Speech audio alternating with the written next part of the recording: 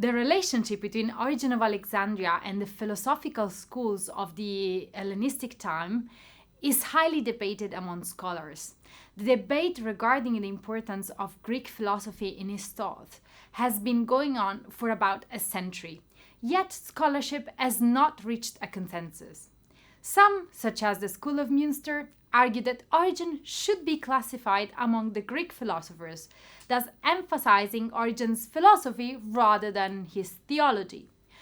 On the contrary, other scholars believe that the significance of scripture in Origen's thought warrants him the title of a Christian theologian.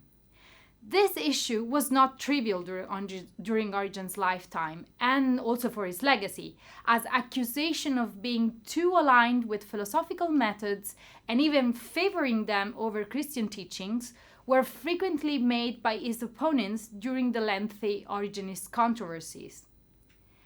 However, in contemporary scholarship, speaking of Origen as a theologian should not negate the significant impact that philosophy had on his education, life, and theology. It is indeed time to move beyond a rigid distinction between philosophy and theology in Origen's time. Furthermore, such a neat opposition between philosophy and theology does not match Origen's own self-representation. He was both a Christian theologian and a philosopher. On the one hand, he utilized philosophical methods and doctrines to talk about Christian teaching. On the other hand, he firmly believed in the non-negotiable nature of Christian doctrines, viewing philosophy as a pathway to understanding Christian truths. It seems to me that the perceived gap between philosophy and theology was much wider for Origen opponents and following theologians, especially during the 4th century controversies, than for Origen himself, who regarded philosophy and theology as complementary, or at the very least saw philosophy as a tool to aid theology. From the biographical information about Origen's youth, we know that he was trained in Greek philosophy. In the video discussing Origen's life, I mentioned that he was one of the pupils of the well-known Platonic philosopher Ammonius Saccas. However, this claim is subject to debate among scholars. In asserting Origen's connection to Ammonius, Eusebius quotes passages from an unknown work, the Syngramma, a written composition of Porphyry, wherein Origen is accused of deviating from Ammonius' teaching by embracing what he calls outlandish myths, that is, the Christian doctrine according to Porphyry. He portrays Origen as a young man educated in Greek philosophy who abandons the philosophical way of life and then converted to Christianity. Generally speaking, Eusebius' account of Origen's life should be approached with caution, given that Eusebius has his own theological and political agenda. However, I am inclined to trust this information about Ammonius, as it goes against the portrayal of Origen as the perfect Orthodox and the exemplary Christian from childhood, which Eusebius is trying to depict. Nevertheless, the matter is highly contentious, since another Origen is mentioned among Ammonius' students in the works written by Porphyry about the life of Plotinus. However, Porphyry attributes to this Origen the authorship of 2 books, On Daimonos and The King Alone is the Creator, which are not included in any list of the known works of Origen the Christian. Therefore, it is unlikely that Porphyry refers to the Christian Origen, especially considering the chronological gap, as the second Origen would have lived several years after the Christian Origen. Nonetheless, I believe that the existence of 2 separate students of Ammonius named Origen should not necessarily cast doubts or lead to the dismissal of Eusebius' information. Origen's association with Ammonius also shed light on the type of philosophy with which Origen was most closely aligned.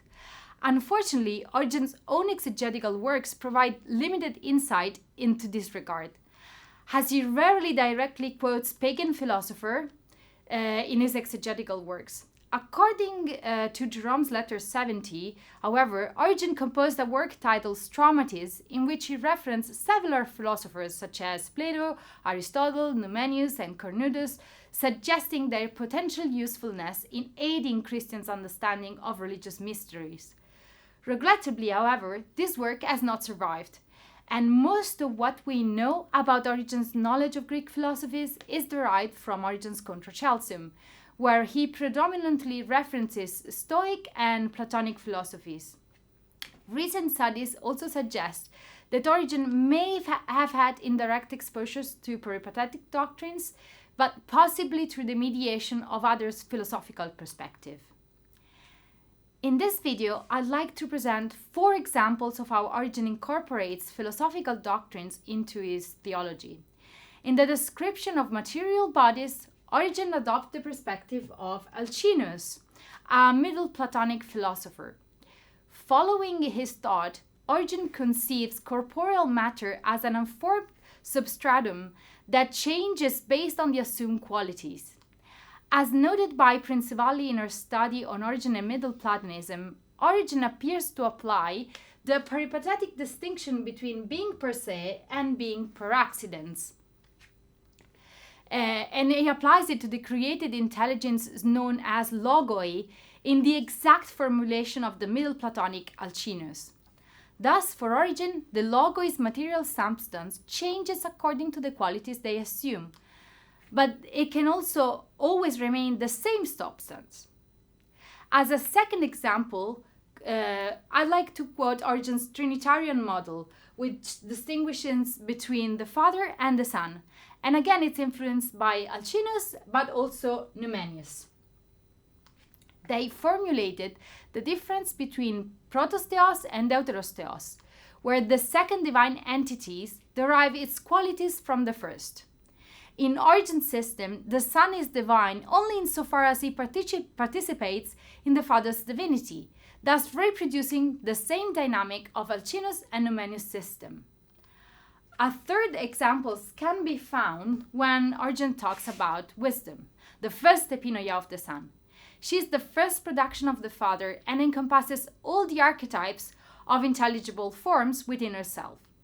Conceiving these forms according to the Middle Platonic doctrines of the time, which were embedded with Stoic notions, Origen conceived them as seminal reasons, spermatikoi logoi, for the entire creation operated by the Logos, which is indeed modeled after the ideal forms. Despite common belief, instead, as a fourth example, Origen did not inherit the doctrine of metempsychosis from Pythagorean philosophy. On the contrary, Origen posits that each rational intelligence undergoes various changes throughout its life, but it does not assert that individual intelligence experience different existence, especially not in the form of animals or plants like the Pythagoreans believed. But what is then the scope of philosophy for the Christians? Why does Origen suggest that a Christian should be interested in philosophy? In all of his work, Origen encourages all Christians to deepen their understanding of Christian doctrines and the scripture. In this pursuit, philosophical knowledge serves to elucidate the more intricate Christian teachings, such as those concerning the Trinity. Gregory Thaumaturgus, in the Panegyric to Origen, gives us a very heartfelt description of Origen's teaching about philosophy, and he writes, and I quote, "I cannot recount here how many such words he uttered in favor of the life of philosophy, not just one day, but most of those first days when we went to hear him. We were pierced as by a dart by his discourse even from the first, for he combined a kind of winsome grace with persuasiveness and compelling force. But we still vacillated and pondered. On the one hand, we resisted taking up the life of philosophy, still not entirely convinced, and on the other hand, for some unknown reason, we were unable to depart, but were constantly drawn toward him by his words, as if under some greater constraints. For he said that no true piety towards the ruler of the universe, no true piety at all, properly speaking, was possible to anyone who did not lead a philosophical life.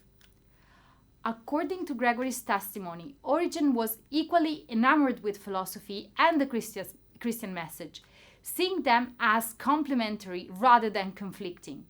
Once again, Origen demonstrates his remarkable ability to reconcile what will later be perceived as opposing realms, philosophy and theology, into a synthesis from which we can still glean valuable insights today.